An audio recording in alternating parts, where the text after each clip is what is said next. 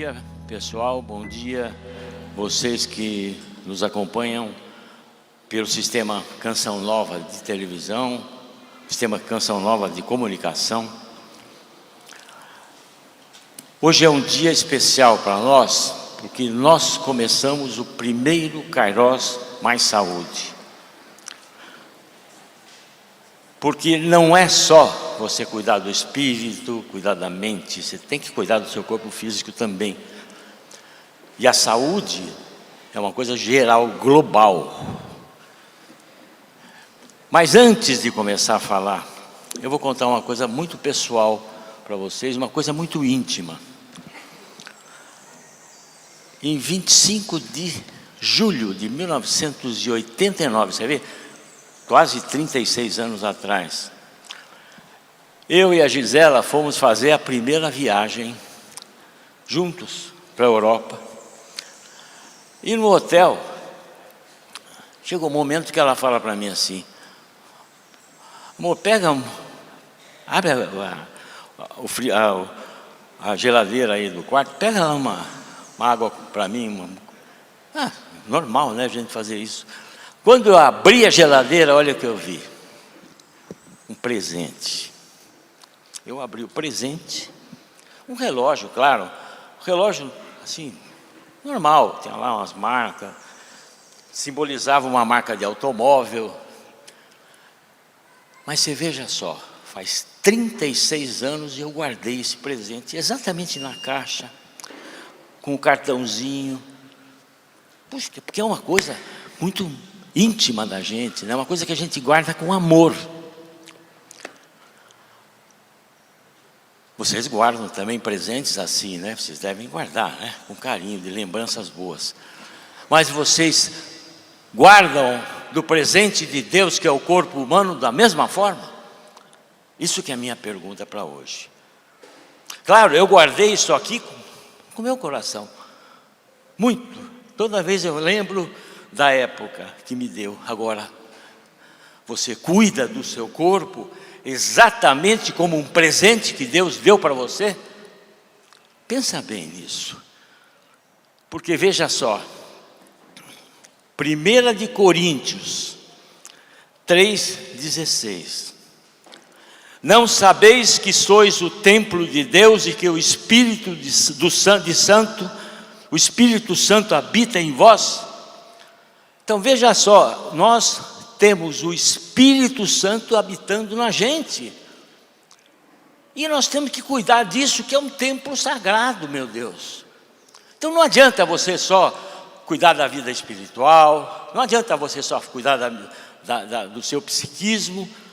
Você tem que cuidar do seu corpo, porque ele é um presente de Deus. E olha, eu digo mais. A última coisa que Deus fez foi o corpo humano. Então é obra-prima da criação. E olha, Ele escolheu o corpo humano para encarnar o Filho dele, Jesus. Olha como que é importante. Olha como a gente deixa passar as coisas e fica se fazendo tudo errado. Olha como a gente esquece que recebeu um presente de Deus, que é um dom, que é o corpo. E fica comendo porcaria, pizza e não sei o quê, e não faz ginástica, que é isso que eu vou ensinar para vocês daqui a pouco. Mas veja só, em Gênesis 1, 27 a 29, quando Deus criou o corpo humano, Ele fala assim, ó: Deus criou o homem à sua imagem, criou a imagem de Deus, criou o homem e a mulher. Quer dizer, se Ele fez o corpo humano igual a Deus, seria para viver a vida eterna, seria para não ter doença. Quer dizer, essa coisa maravilhosa que é o corpo humano, é uma coisa maravilhosa. O médico, o profissional de saúde, que achar que não existe Deus, realmente é muito triste, a gente tem que rezar para Ele. Porque é uma coisa tão fantástica, tão maravilhosa, que cada dia que passa na minha vida de 50 anos de formado, cada dia eu vejo a presença de Deus no corpo humano. É impressionante, é impressionante. Mas o que aconteceu? Nós fomos criados para ter uma imunidade. A nossa imunidade divina nós perdemos quando houve aquela transgressão lá no paraíso. Está em Gênesis 2,16.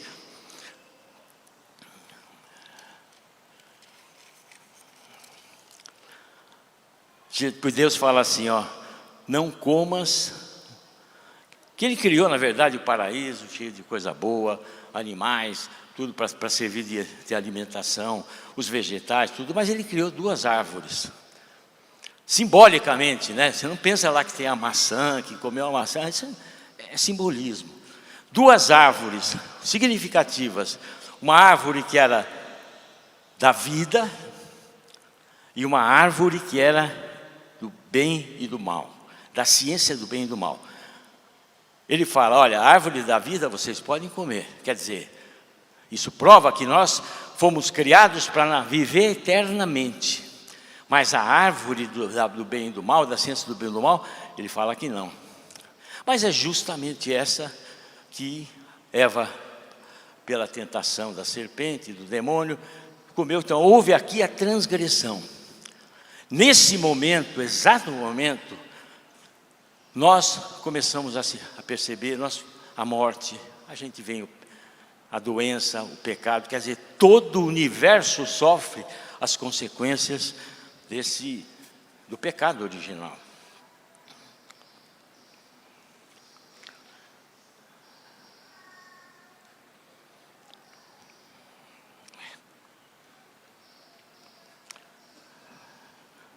Agora, uma coisa que sempre é interessante, que eu também penso nisso.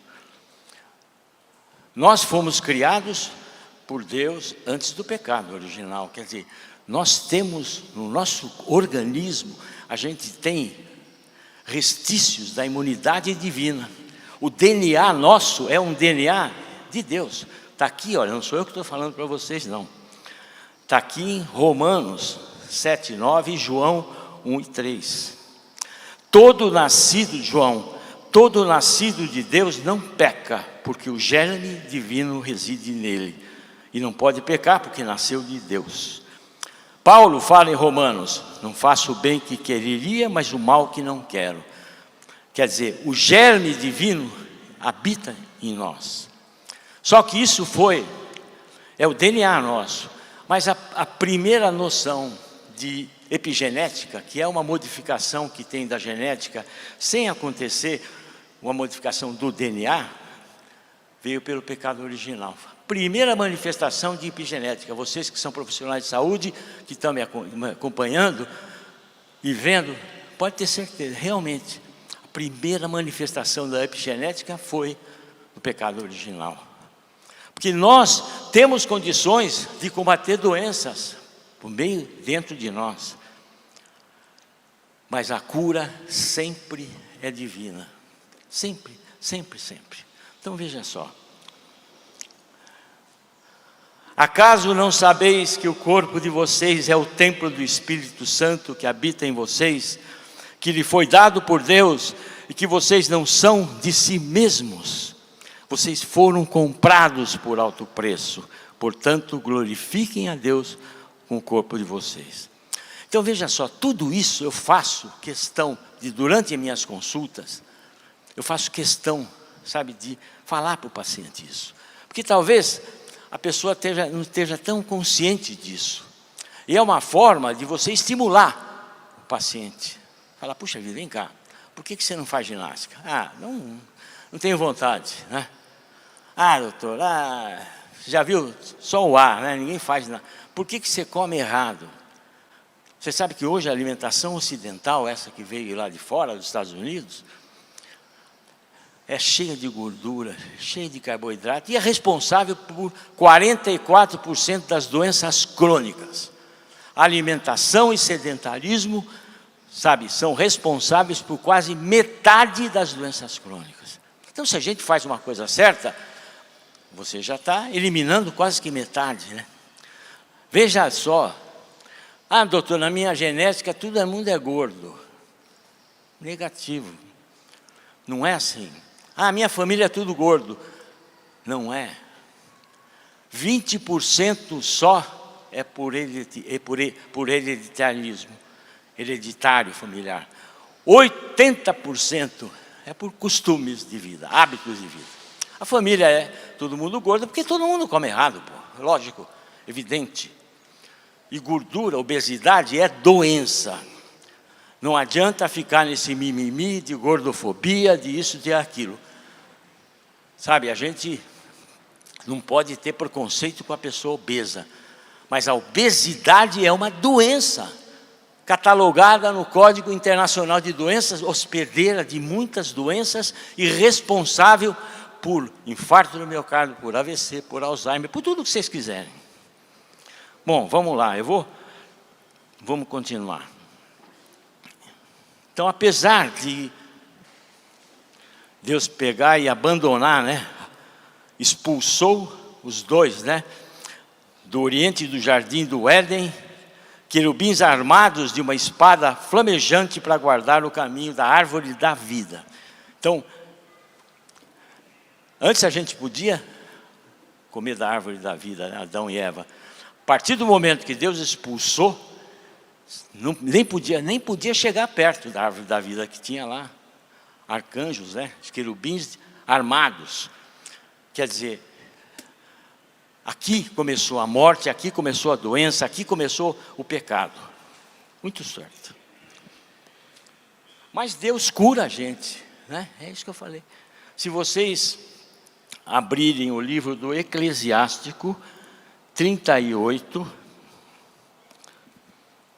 Eclesiástico 38, que é um livro que só a Bíblia Católica tem.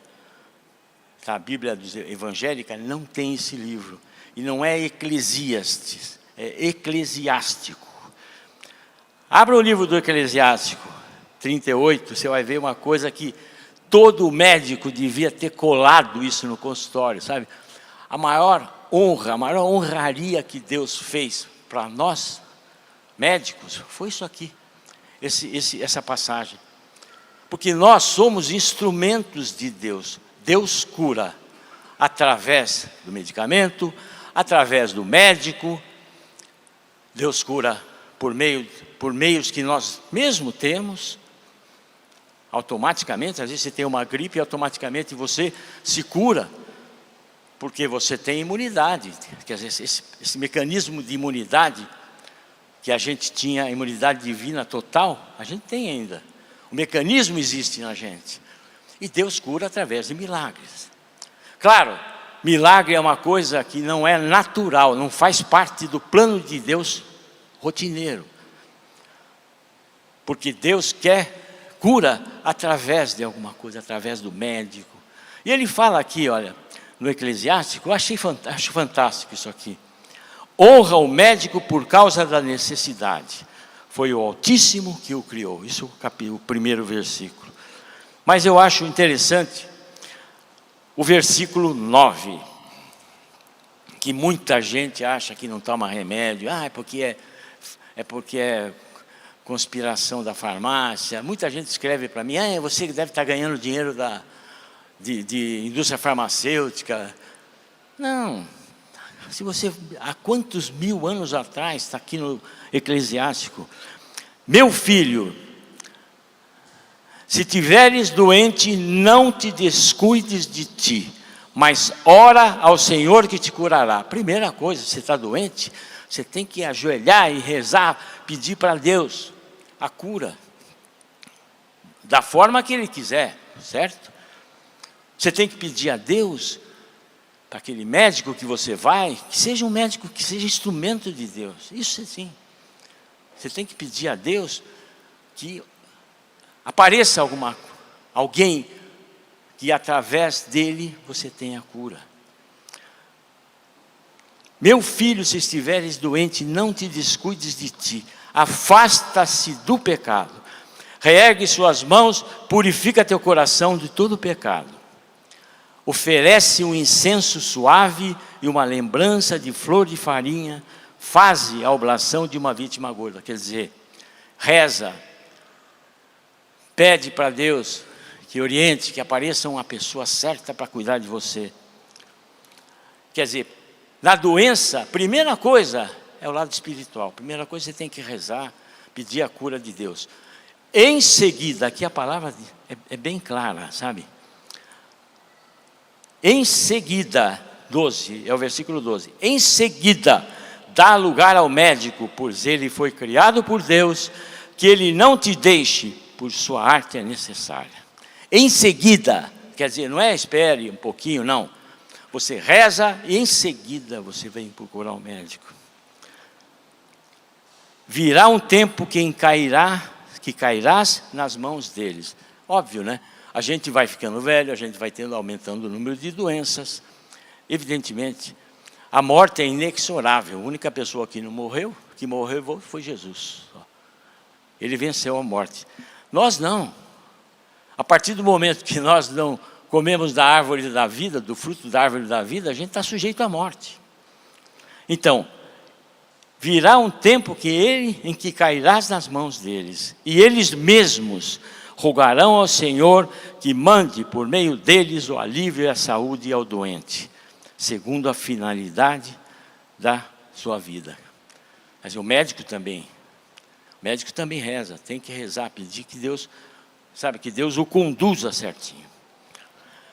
Muito bom, mas existem uns mandamentos todos, que eu gosto de falar dos 10 mandamentos, mas a Organização Americana de Cardiologia, American Heart Association, ela publica sempre os Life Essential 8, quer dizer, os 8 situações especiais para você manter a saúde.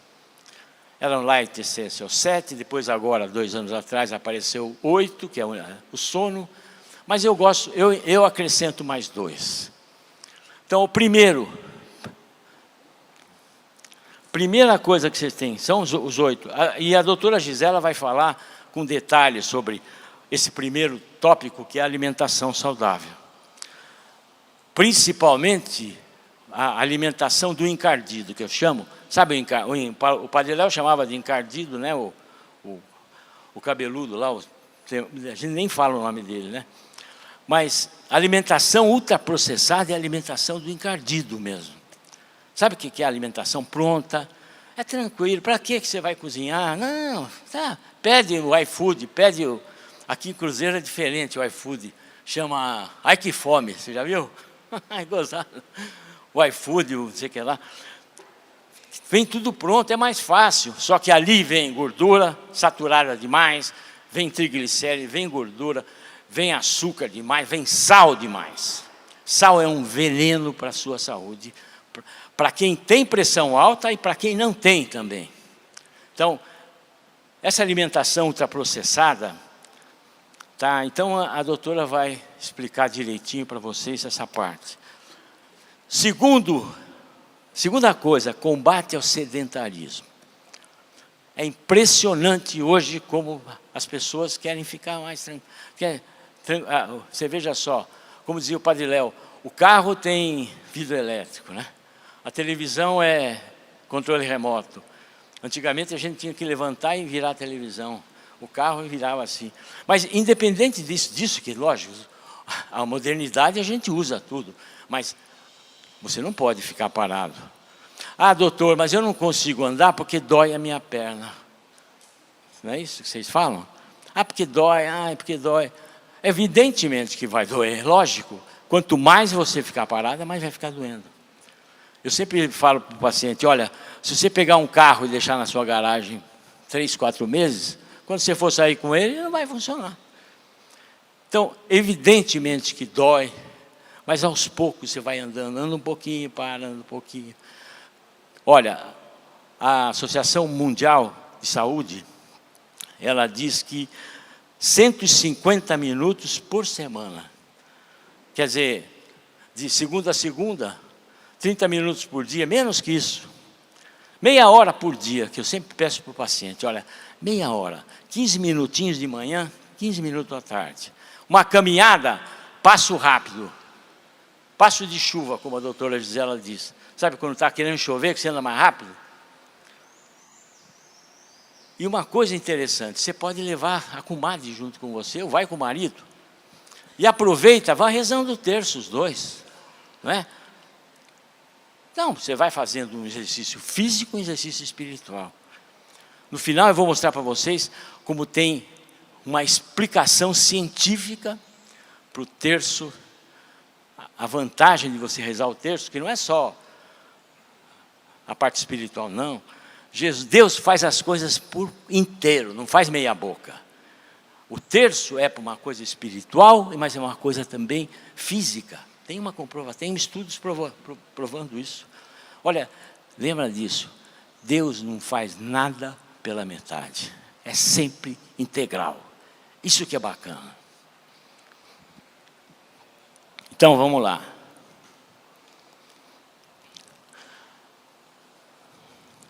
Controle da glicemia. Hoje o diabetes é muito comum. Por quê? Porque tem a obesidade, a alimentação errada, sedentarismo. Com isso, o diabetes tipo 2, aquele diabetes que vem mais na terceira, quarta idade, está muito frequente. Mas o grande problema é que a maioria das pessoas, 50% das pessoas que têm diabetes, não sabem que tem. Porque a diabetes é uma doença silenciosa. Só quando a glicemia sobe muito, que aparece lá poliúria, quer dizer, o cara urina muito, polidípsia, quer dizer, quando bebe muita água, e polifagia quando tem muita fome. Isso quando sobe muito. Mas, normalmente, a pessoa não tem nada, absolutamente nada. Só que o aumento do açúcar no sangue, tá? Ele vai, a glicose vai lesando as artérias do corpo inteirinho, facilitando o infarto, facilitando derrame, facilitando Alzheimer. Todo mundo está preocupado com isso hoje. Então, diabetes é uma coisa séria. Muita gente não leva a sério diabetes. Ah, doutor, o que você... Até comer um docinho de vez em quando não faz mal. Ah, isso mesmo, tudo bem, um veneninho de vez em quando também não vai matar você, né? Mesma coisa. Mesma coisa. É muito chato, é muito difícil a gente entrar numa dieta saudável. É muito difícil. Porque o mundo todo nos faz o contrário. Por isso que eu falo, o encardido é o responsável por tudo isso, de forçar na televisão, ver lá aquele sorvetinho que tem isso, aquele... Eu sei, é difícil você mudar de uma alimentação rotineira para uma alimentação saudável, mas depois que você entrar na linha, você vê que é tranquilo. Comer é uma coisa prazerosa, você tem que ter prazer também. Mas comer também não é uma coisa para te matar, para descarregar, que às vezes muita gente acha, hoje eu trabalhei para caramba, e não sei o que lá, eu mereço. Aí abre uma pizza e come a pizza. Não merece nada. Você merece o quê? Merece ter infarto? Merece ter AVC? Ainda mais mulher, pelo amor de Deus. Mulher, depois dos 45 anos, na perimenopausa, o risco de ter infarto, de AVC, é grande. E a mulher não pensa nisso, a mulher não está nem aí. Está preocupada com câncer de mama, não é? Câncer de útero. Agora não está preocupada com infarto.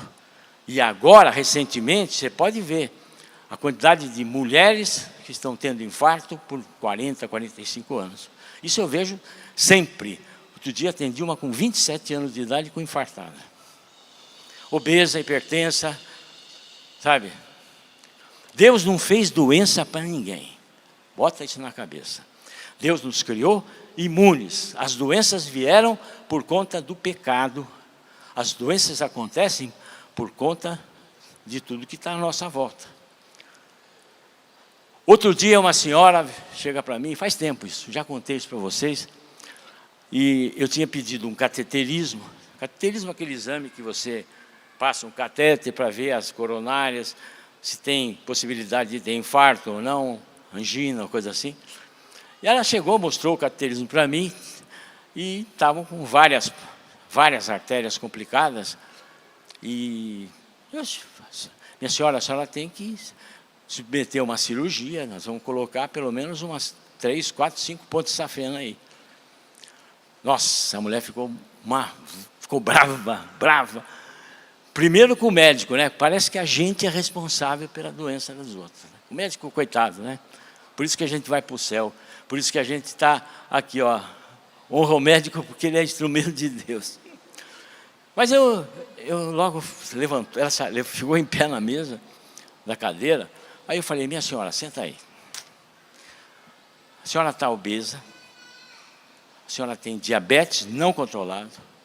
A senhora tem o colesterol nas alturas e não toma remédio. A senhora não faz exercício. E vem achar que Deus é responsável pela sua doença. Que é porque Deus fez isso para mim. Deus não fez nada para ela. Ela que fez tudo. Mas Deus, Ele nos cura. Então, veja só, que mandamento. Os meus mandamentos aqui, entre aspas, né? Controle das gorduras do sangue, colesterol.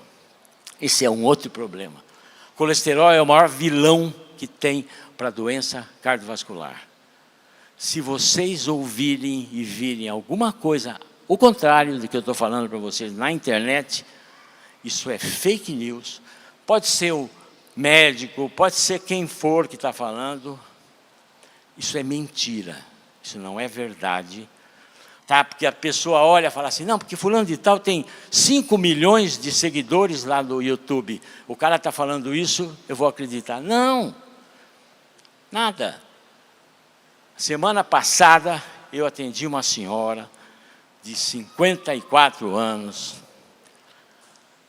E ela tinha me procurado para tentar encontrar uma solução integrativa para a situação dela. Ah, doutor, o senhor, a parte integrativa, se tem algum suplemento que faz isso, aquilo? Eu falei, não, não tem, não existe, você não pode. E ela tinha tido um infarto grande, só que ela me contando a história. O colesterol dela era 300, 400, o LDL, o colesterol ruim. E ela ia atrás dessas conversinhas todas de internet aí, né? Ah, toma água com limão, beterraba, com não sei o que lá, fica essas bobagens todas. E não tomou a estatina, que é o remédio que foi receitado para ela. Ela foi textual, inclusive eu a peguei para fazer um testemunho num vídeo do meu canal do YouTube e do meu canal do Instagram, que eu quero que todo mundo conheça um testemunho, porque às vezes a gente fala aqui, fala, não, que esse médico não está recebendo dinheiro da indústria farmacêutica, é isso que falam para a gente. Mas ela me disse, olha, se eu tivesse tomado a estatina como o meu médico tinha me receitado, talvez eu não tivesse tido infarto desse tamanho que teve. Talvez, pode ser que não, pode ser que sim, mas seguramente ela estaria protegida, pelo menos até um certo ponto. E ela dizendo, que as amigas chegam e falam, você toma estatina? Eu falei, eu não tomo não, eu não vou tomar isso aí, porque na internet ela fala, não, faça isso. Por isso que eu peguei a pedir para fazer um vídeo no meu canal, porque realmente vai ser o testemunho é a coisa mais importante que tem, né? Tem uma santa, que eu não me lembro o nome agora, que falava que o testemunho que arrasta as pessoas, não é?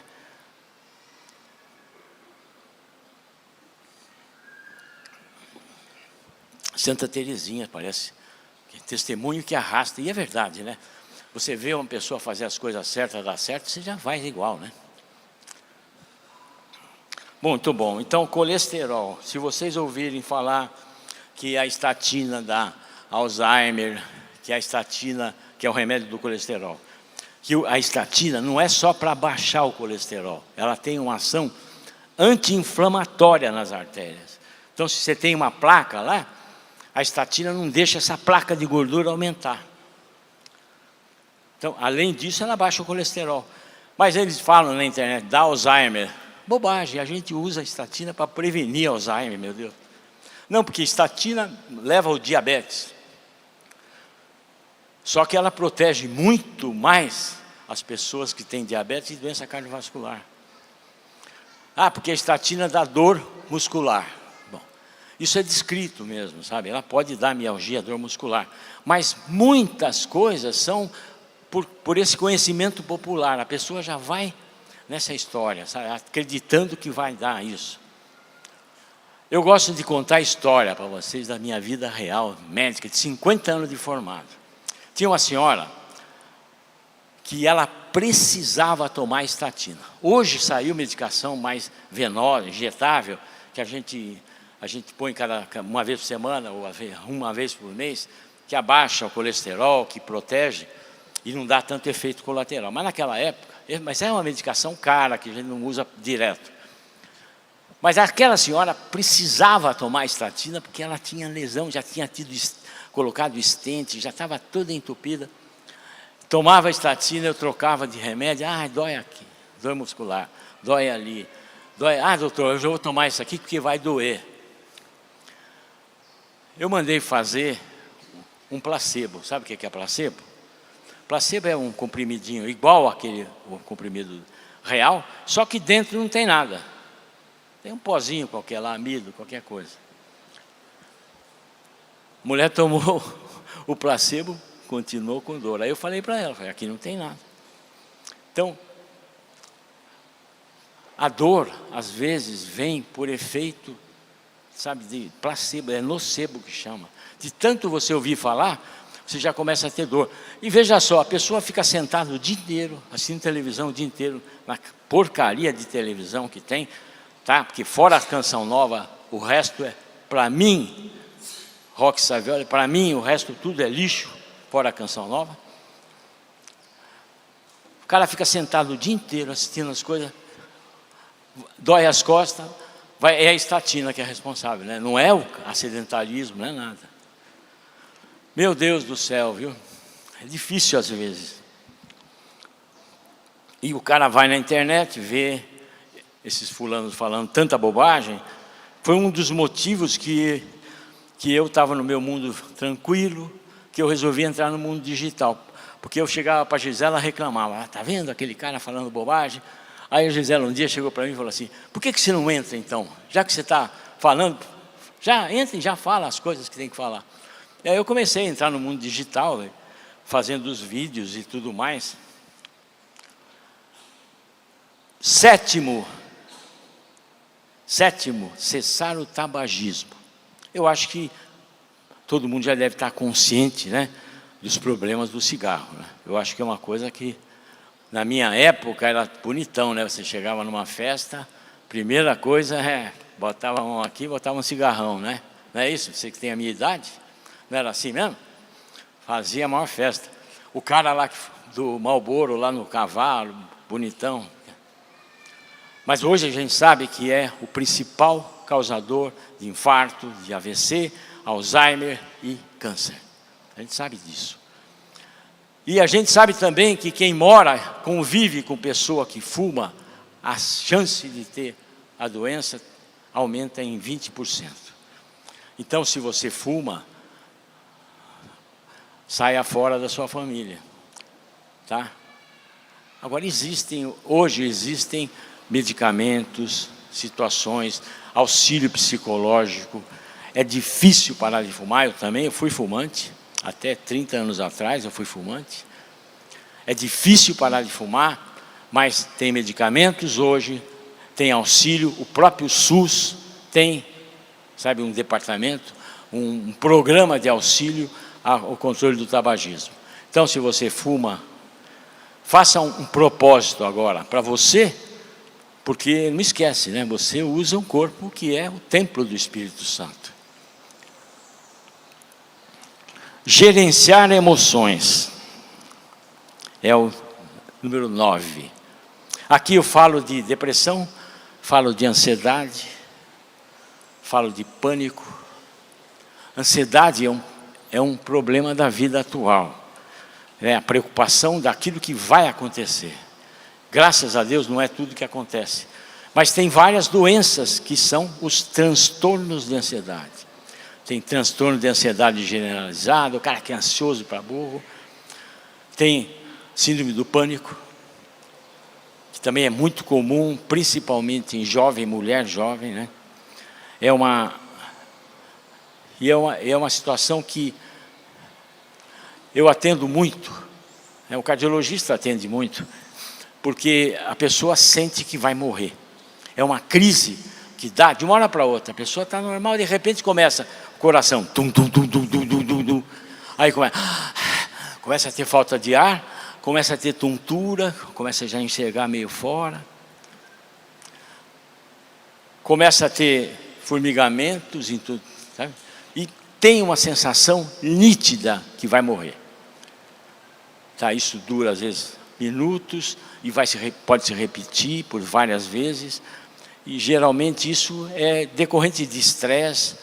Tem gente que tem histórico familiar disso. Tem gente que tem, inclusive tem um gene que pode levar a isso. Mas é uma situação triste o pânico, sabe? Porque a pessoa passa por tudo aquilo. Ela começa a formigar o corpo, começa a doer o peito, que de tanto respirar começa a doer o peito, começa a ter tontura, acha que vai desmaiar, acha que está vivendo um mundo irreal, sabe? Acha que está vivendo saindo do corpo. Essa é a sensação que tem. E ela vai no pronto-socorro, achando tudo aquilo, chega no pronto-socorro, não tem nada. Porque visualmente, quando você vê a pessoa, você não vê nada. Mesmo o acompanhante que tem, a primeira vez até assusta, depois vai se acostumando e a pessoa mesmo vai se mortificando, porque ela sabe que ela não tem nada, mas ela não consegue se controlar, vai no pronto-socorro, chega no pronto-socorro, lamentavelmente até humilhada, né? Tem esse problema, né? Que a humilhação. E aí o que acontece? O que ela pensa? Eu devo ter uma doença muito grave, porque ninguém descobre. Eu vou no pronto-socorro, não é nada. Então, devo ter alguma coisa muito grave que ninguém descobre. E aí ela começa a mudar de pronto-socorro. Vai um, né? Vai no outro, vai no outro, vai no outro. E nisso vai levando, cada vez piorando mais. Até que entra em depressão, claro, né? Evidente.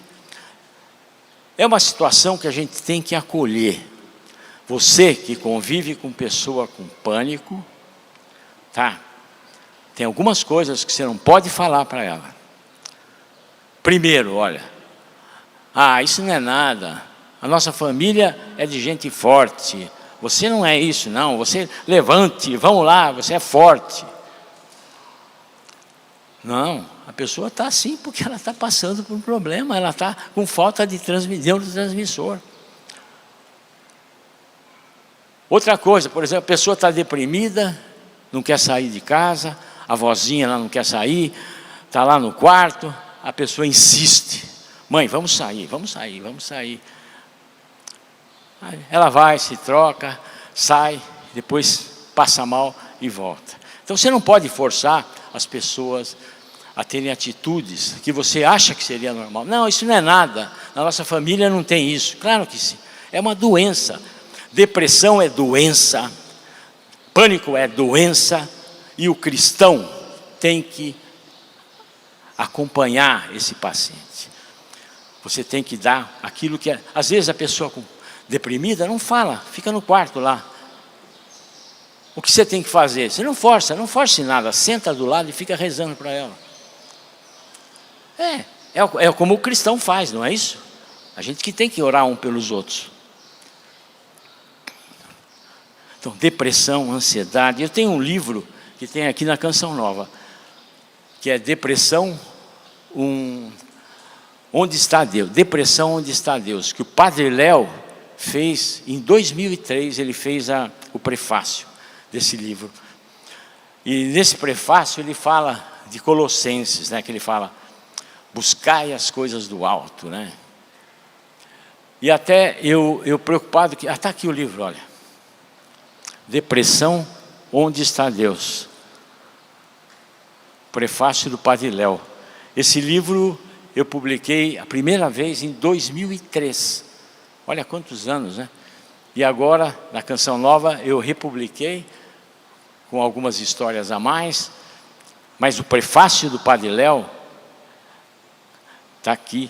Acho que vocês não podem deixar de ler esse prefácio do Padre Léo.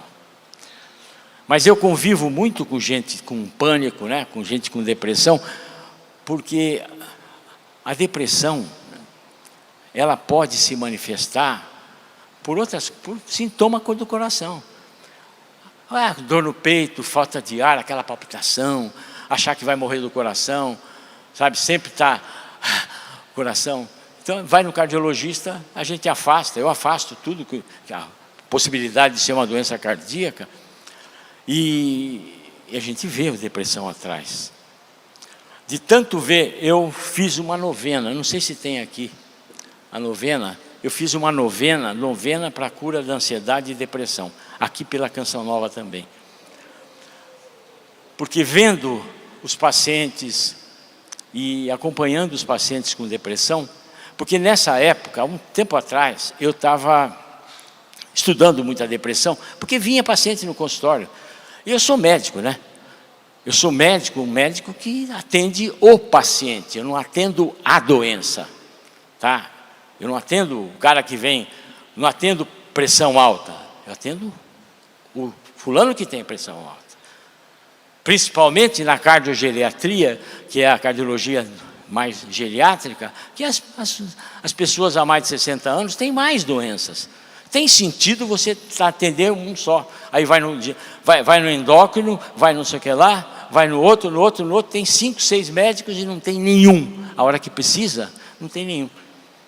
Então a gente tem que ser médico de verdade, não é? Médico, sempre total. Foi assim que eu aprendi, assim que a gente ensina.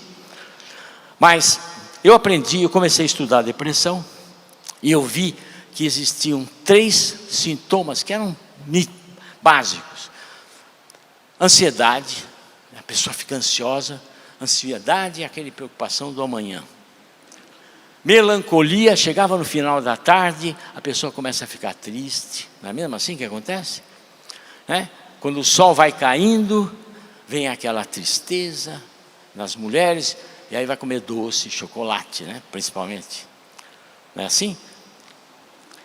Tem uma explicação lógica, científica para isso, porque quando você vai caindo o sol, vai diminuindo a secreção de serotonina. A serotonina é um hormônio, um neurotransmissor do prazer, da alegria. Então, quando final da tarde começa a diminuir a secreção de serotonina, a pessoa começa a ficar triste. Ela come chocolate. O que tem no chocolate? O chocolate tem um precursor, que é o triptofano, que é um precursor da serotonina. Porque a serotonina não é feita no organismo, a gente precisa de algum precursor. O chocolate tem o precursor. Então, olha como a natureza é bela, é sábia, né? Como Deus fez, perfeito. A pessoa vai comer o chocolate para compensar a serotonina. Só que não é o chocolate amargo que ela vai comer, né? Não é o 70%, né? Não é aquele chocolate doção, né? Cheio de doce e tal. Aí que complica. Aí pega tudo. E o terceiro sinal, então a melancolia, e o terceiro sinal é a culpa, sentimento de culpa. Que a pessoa está deprimida, ela se sente culpada por tudo, culpada porque está daquele jeito, culpada porque está estragando a vida conjugal, culpada porque ela não pode exercer, não consegue exercer a função de esposa. Ela não consegue, porque o libido vai embora, sabe? E o marido, o cara mais jovem, tudo, na mesma idade, então fica difícil, né? Olha, a depressão é um dos fatores de divórcio e tudo mais. Por isso que quando eu atendo pessoa com depressão, eu chamo o marido junto, porque a pessoa tem que entender, o marido tem que entender. Eu sempre falo para ela, se você fosse você, como é que ficaria? Não é?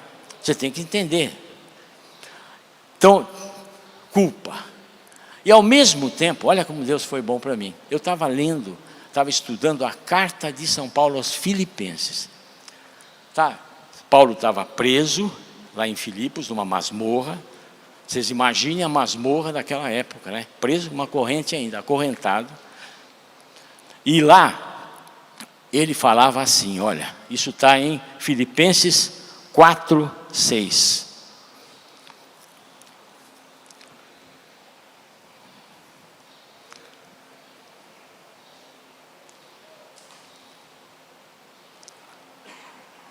Filipenses 4:6. Não vos inquieteis com nada. Em todas as circunstâncias, apresentai a Deus as vossas preocupações, mediante a oração, as súplicas e a ação de graças. Vocês imaginem só, Paulo preso numa masmorra, não vos inquieteis com nada. Quer dizer, é difícil, né? Difícil entender, né? Paulo não era um maluco. Paulo foi o baluarte do cristianismo, o que divulgou todo o cristianismo, junto com Pedro, né? Ele falava, não vos inquieteis com nada. Quer dizer, na pior situação da vida, a gente não pode se inquietar com nada. E a gente tem que copiar, sabe? Mimetizar Paulo, fazer igual Paulo. Não vos inquieteis com nada.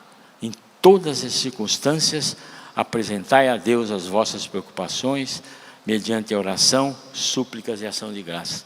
Eu sei que não é fácil. Na hora que a gente está preocupado, pensando, o encardido não deixa a gente pensar em outra coisa. Ele fica buzinando na sua orelha. Ah, seu filho não chegou, vai ver que aconteceu um acidente, vai ver que não sei o que lá, não sei o que lá, não sei o que lá. E não acontece, a maioria das vezes não acontece. Então, isto me ajudou muito, também do ponto de vista pessoal. Está nessa época. Na mesma carta tem lá, alegrai-vos sempre no Senhor. Puxa, você chegar para uma pessoa deprimida e falar, alegrai-vos no Senhor, ela não está nem ouvindo, né, direito. E Paulo, alegrai-vos no Senhor, como? O cara está preso lá, não sabia se ia morrer ou não, na escuridão, amarrado com a corrente. É que uma alegria diferente. Não é essa alegria efêmera aí, do festa, de carnaval, não. É alegria interior, dele saber ali, que ele pode acontecer o que for com ele, mas ele sabe que o Senhor está junto com ele, que ele sabe que todas as coisas que vão acontecer, Deus está sempre com ele. Eu acho que a gente tem que fazer isso, por pior que seja a situação nossa, as coisas vão acontecendo. E tem outra, olha, eu digo para vocês, de coração, uma coisa minha, que aconteceu comigo. Quando mais você fica preocupado, pensando, a graça de Deus vai embora, não para em você. A partir do momento que você para, entrega para Deus, entrega mesmo, não entrega com uma cordinha e puxa, entrega o problema para Deus, a graça acontece. Pode ter certeza disso, isso eu garanto para vocês. É difícil? É, precisa ter muita fé, é duro. Eu lembro bem, eu estava no hospital, no Sírio, quando eu tive a Covid, que eu não sabia se eu ia acordar no dia seguinte na UTI, eu estava na semi-intensiva, na UTI, se eu ia acordar com o capeta me esperando, ou se eu ia acordar lá em cima. Não sabia, porque você não sabia a evolução da doença, logo no começo que foi, a Covid, foi bem no comecinho, porque eu comecei a trabalhar, a gente começou a atender paciente e pegar a doença. Foi difícil, sabe? Foi difícil, eu falava, meu Deus, puxa vida, eu rezo tanto, mas toda hora estou rezando, faço isso, faço aquilo. Nada, Deus não falava nada comigo, nada. Nesse tempo, então, a gente entende as demoras de Deus, né? Nesse intervalo, eu comecei a pensar e recordar todas as coisas da minha vida atrás. Aí Padre Jonas me ligou nesse dia e ele falou alguma coisa comigo, sabe? Que me tocou muito, tocou demais. Quando ele falou para mim, entrega. E eu falei, quer saber, olha, eu já confessei, já falei tudo, agora, Senhor, pode levar. Tenho certeza que em algum lugar, ou pelo menos no meio estágio eu já vou, para baixo eu não vou, certeza que não, porque já confessei tudo. Pode ser que eu fique no meio, mas está entregue. No dia seguinte eu já estava bom, tá? Eu levantei e já estava andando tudo. Então o que eu falo, tem que entregar, é difícil integrar, é difícil mesmo. O Padre Jonas, que me ajudou muito nessa hora, por isso que ele vai virar santo, óbvio, né? Junto com o Padre Léo, é evidente, não tenha dúvida disso. A dupla que está lá no céu está ajudando a gente tem que pedir intercessão dos dois. E a 10ª, que é a buscar a santidade, pureza do coração. Deus nos criou como obra-prima da sua criação. O nosso corpo é um presente e um templo onde Ele habita. Cabe a nós cuidarmos desse templo com responsabilidade e gratidão, glorificando a Deus em todas as áreas da nossa vida. Deus não pune com doenças, isso eu já falei para vocês. Essa história de dizer, foi vontade de Deus o acidente, foi vontade de Deus nada. Deus não estava correndo com o carro lá, apertando o acelerador do cara. Se ele bateu, é a culpa dele. A vontade de Deus, Deus não aperta gatilho de nada. A vontade sempre é nossa.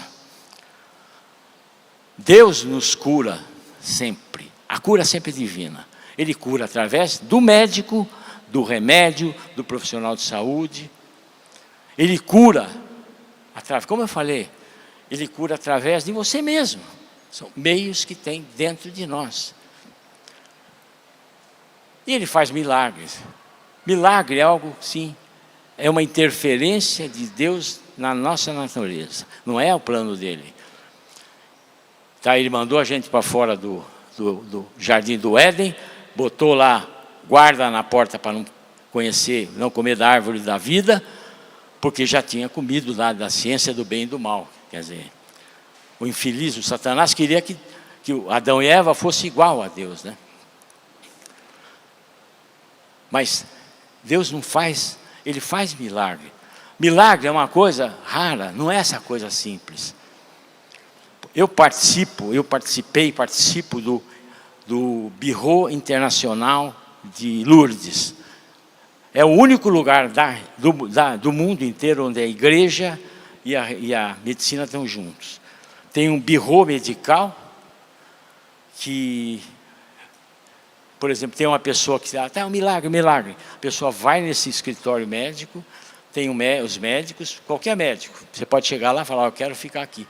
Tem um médico-chefe, então você analisa o caso, depois, se esse caso for real, isso demora, volta, o paciente tem que voltar, tem um processo todo, depois isso vai para Paris, um outro comitê analisa, só depois que se diz, olha, isso é uma cura inexplicável. E aí vai para Roma diz que é milagre. Então o milagre não é assim. Você vê na televisão aí, de vez em quando uns negócios de caroço que some, né? Você já viu isso aí? Isso é feio, né? Caroço que sai, que some. Então não tem milagre. A Igreja Católica é muito prudente nisso. A Igreja Católica só declara milagre depois de uma comprovação científica, tudo certinho. Agora, Deus cura. E eu quero convidar o pessoal do Ministério de Música, uma música que foi feita por uma amiga nossa, que teve um filho de 2, 3 anos de idade que morreu afogado na piscina. Fizeram essa música justamente para ela e curou o coração dela e vai curar o coração de todos nós. Colocamos situação. Vamos ficar em pé, pessoal. Vamos ficar em pé e vamos cantar junto, porque é uma cura. Essa não é só música, é uma cura. Vamos cantar, sentir o nosso coração bater. O doutor que conhece muito bem a ação do nosso coração, mas muito mais Deus, que conhece muito mais biologicamente do que a nossa percepção natural de funcionamento de nós mesmos. Cante comigo, pedindo ao Senhor, como o doutor falava, já essa cura, que essa música ela não é só uma música, mas é cura para nós nesse dia. Vamos, Jesus, passear na minha vida.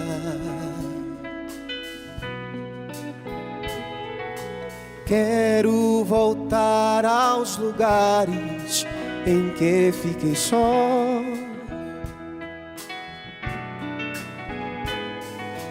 Quero voltar lá contigo, vendo que estavas comigo.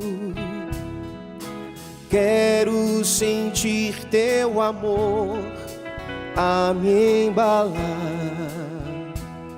Cura, Senhor, cante com fé. Cura, Senhor, onde dói.